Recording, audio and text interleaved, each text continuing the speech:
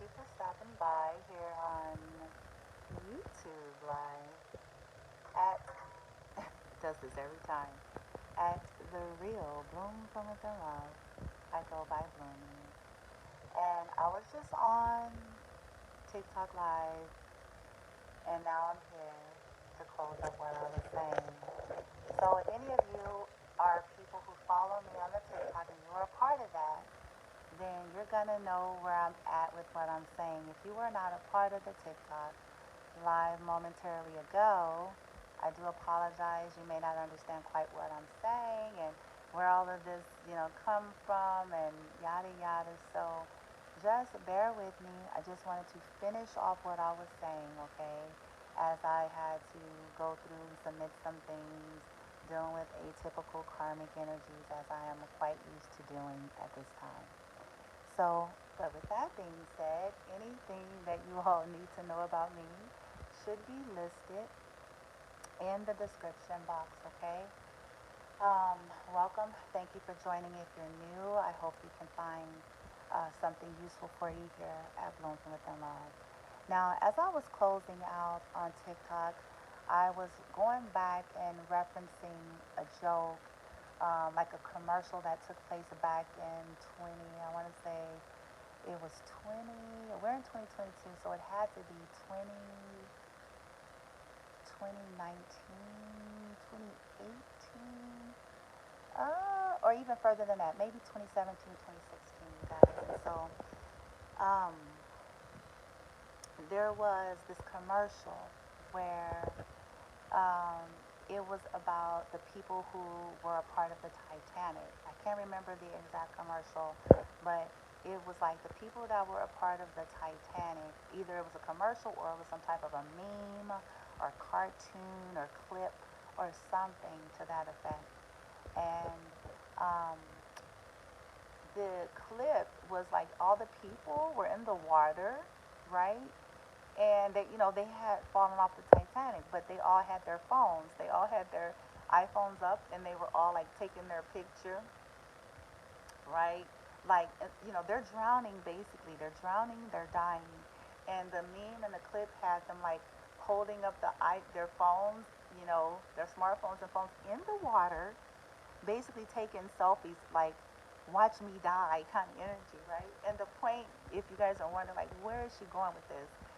Unfortunately, if you were not a part of the live on TikTok, then you may not really fully follow. But basically, I was talking about how things don't make us; we make the things. Like there's nothing wrong with things, but it's kind of more about like, well, what for? What is it about? What's the motivation? And so then I was using the element, or where I was going, I was using the whole analogy of this particular meme or commercial or whatever it was, when it's kind of like the premise of, you know, it's this premise of we we get caught up in all of this stuff. And it's like, okay, you're drowning, you're about to die, and you're trying to do a selfie. You know what I'm saying? You're still in that energy. And essentially, all I was trying to say, collective, is that there's nothing wrong with stuff. And I was making that perfectly clear even there on that video. But it's it's not what makes you. It's not what makes us, okay? And it's about why. What's the driving force? Is it going to break you to get the next iPhone 1000 or the next Samsung Galaxy 2000? You know what I'm saying? What's the motivational driving force? There's nothing wrong with wanting it. There's nothing wrong with having it. But are you willing to sell your soul for it? Like at what cost, you know? And essentially, I was talking about relaxing. I was talking about peace. I was talking about home environments. I was talking about, that perfect balance, or finding balance in your life. The importance of getting there. The importance of a healthy, safe space for you at home. All of that, right? And not allowing yourself yourself to get caught up, because there are some people that are living in situations and they hate it. They hate it. And they're there, because codependency. They're there because they don't want, to look like a failure, appear to be a failure to this person, this group, that group, you know, or they're just used to the finer things in life or whatever, even if it means that they have no sense of peace, okay? And for those of you who are truly resonating with being on a journey of healing and of ascension, it's important that you get yourself out of these types of environments as quickly as you can, with the help of, whether you resonate with God, Jesus, higher self, whatever your, you know, spirituality is, to get you in a more healthier environment for you, where you have the space to heal. Living in karmic situations, you don't get that space.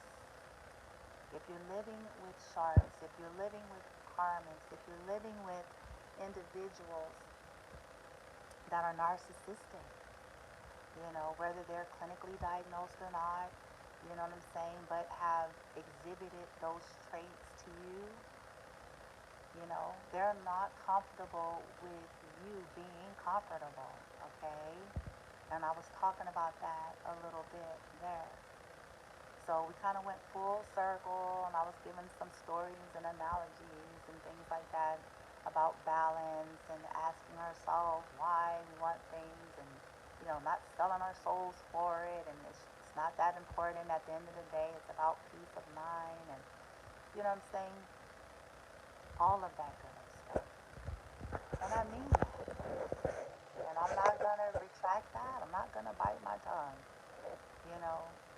The only people that have a problem with that is the people, that's age-old saying, where the shoe fits. Those are the only people who have a problem with any of the things that I have said, and I know that. Okay? Which typically, they're karmics. Okay? When you are healthy, when you're balanced, when you are in alignment with your soul, God, universe, your path, if you're not doing toxic things to people, then you're not bothered, you don't really care, you're fairly balanced. When you know that you're not a part of trying to manipulate somebody, when you know that you're not abusing somebody, when you know that you're not a narc towards somebody, when you know that you're not trying to do spell work on somebody, when you know that you're not trying to steal something from somebody, when you know that you're not going around lying to somebody, when you know that you're not going around cyber stalking, like all those people who are recording my videos are also being watched. That's why I smile. Whether they're using a burner phone or not, a burner account or not, another individual or not, it's all being watched by the FBI. So that's why I smile, because I'm like, it's only stacking it all up against all those that are involved. Whether this be clergy, whether this be other spiritualists, whether this be friends and family members, whether this be exes, whether this be exes of exes, they are all under investigation. So just like they report, so now they're just clocking up the case against their cyber stalking, which is illegal. It's actually illegal. Just like there's a trace and a record of everything that we do, you guys, online, when people report things, it's a trace of that too. So it's all going together. Something I found out. And that when investigations are at play, FBI and all that stuff, they go a little bit beyond just a profile name, okay? So, collective, I just want to share that with you, just in case that's you, if you got people that are cyber stalking you, and cyberbullying and trolling your content, your videos, and reporting things, that stuff is traceable. TikTok has the record, YouTube has the record, Twitter, whatever your portals are, there's a trail,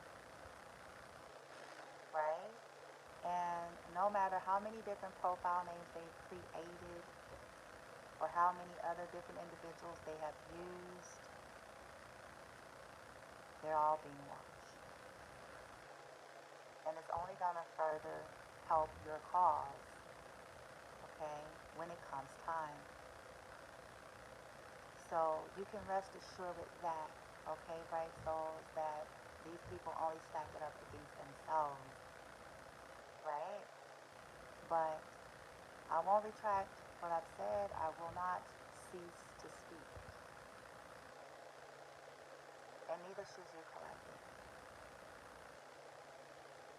The people that try to claim to report your stuff as hate are the very ones that have exhibited the most hate, and they are going to be exposed if they haven't already.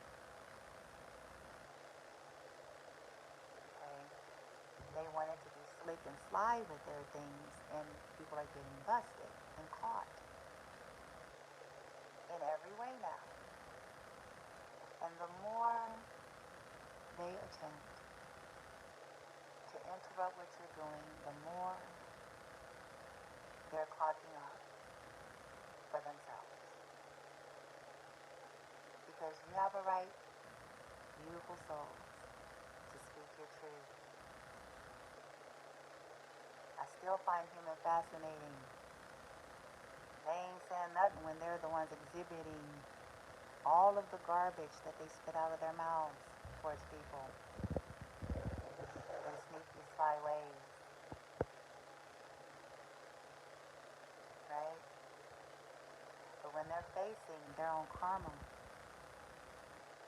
you know, that good old adage, when the shoe fits, energy, and they have to hear the very own mess that they have done and they've created, can't handle it. But it is their lot. It's their lot. Collective. All I'm telling you all, beautiful souls that's on this kind of path, is, especially if you were reared under narcissistic rule, which they only have two people. They have enablers and they have tongue biters. The tongue biters are the ones that vow to silence. They may not be enabling, but they're too cowardly to say anything when they know the truth. So you have a right to speak your opinions and your truth of anything that you have experienced and have happened in your life. You keep doing that, no matter what they do. Okay? Just know that. That's a part of breaking. That's a part of clearing that, you know, generational lineage stuff of toxicity, dysfunctionality, enabling narcissism, co-signing abuse, turning a blind eye, trying to silence people from speaking their truth. You speaking your truth is breaking that cycle, that curse of pretending, sweeping things under the rug, being tolerant to being somebody's scapegoat, right? There is no healing, no justice, no peace. No justice, no peace. I'm not saying you guys should take matters in your own hands. That's what karmic energies do. I'm not advising any of that. I've spoken of going about things the legal route. You know, I've spoken about removing yourself from environments and then hiring investigators if you feel like that's necessary. but you certainly have a right to your voice and to speak. It's not your job to make them look good and feel better. If people don't want to be, and I'm gonna end it on this. If people don't want to be known as someone that was heartless, or someone that was mean, or someone that was cruel, or someone that did some pretty dirty, fucked up shit, then they shouldn't have done it. Simple as that. So don't buy into that, collective. It's not your job to keep up the reputation for somebody. They were not concerned about keeping up your reputation to be a good one. They were hell-bent on trying to ruin yours with lies and half-truths. So it's not your job, okay? If people don't want people to know bad things, then don't do bad things. If someone don't want to be known as someone hateful, then don't be hateful. Cruel, then don't be cruel. A liar, then don't be a liar. A cheat, then don't be a cheat. Someone that betrays people, then don't be a betrayer. Someone that's abusive, then don't be abusive. And it's appalling the way I hear people that tries to shame the victim and protect abusers. It's twisted. Where was all this standing up in voices of truth and making comments when people were abusing the innocent?